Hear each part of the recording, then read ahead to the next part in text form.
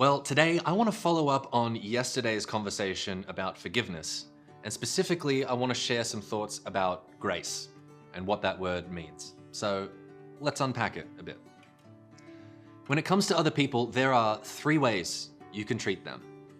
The first is you can give them what they deserve. In some cases, this is good and normal, like when you're trying to raise a kid and they misbehave, a good parent will correct that somehow. Not out of anger, not out of proportion, but enough that the kid learns a lesson. Then there is not giving people what they deserve. That's mercy.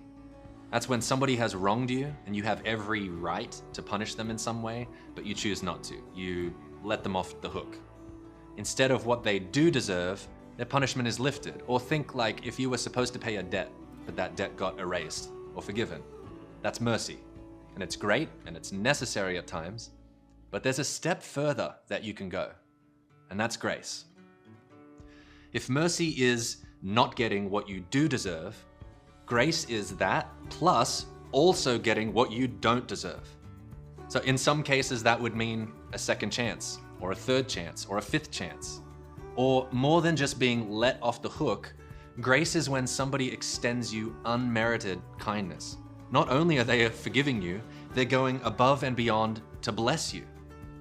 You see how this relates to agape and loving your enemies? Imagine blessing those who curse you. Could you do that? Now, something that I've noticed about grace is that your ability to extend it to others is largely influenced by your personal experience of it, and that is limited by your willingness to acknowledge your need of it. I know that was a mouthful, so here's the gist. To extend grace to others, you need to be able to receive grace. You need to have received it. And to receive grace, you need to be willing to understand deeply that you need it. Which means you have to look at all the ways that you've contributed to the suffering of others. And that's not easy to look at. I think we are tempted to separate the world into victims and perpetrators. But each of us at different times have played both of those roles. We aren't just victims. We are also perpetrators. We haven't only been hurt, we have also hurt. We ourselves have contributed to the suffering of the world. And if we can acknowledge that in our relationships with other people, and I think especially in our relationship with God, then we're ready to receive the gift that is grace.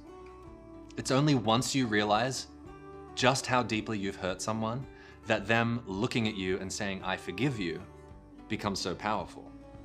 And this is what I believe is at the heart of Jesus' teachings, is that God desires a relationship with us. That a relationship with God is possible even though we've all screwed up in all kinds of ways because of the grace He extends to us. So I don't care what you've done. I don't care how horrible a person you think you are, what regrets you have, or what kinds of mistakes you think you've made, how terribly you've blown it. The good news we have, I think, through Jesus is that there is grace for you. The welcome of God extends to you, that God actually agapes you. That's why we call it good news. And if you can accept that grace has been extended to you, then you'll be ready to extend it to others. So today, I want you to be on the lookout for how and when and who you might be able to extend grace to. And if you find that you struggle with this, you have a hard time extending grace to others, then I'd invite you to look in, reflect, and honestly grapple with your own need of grace.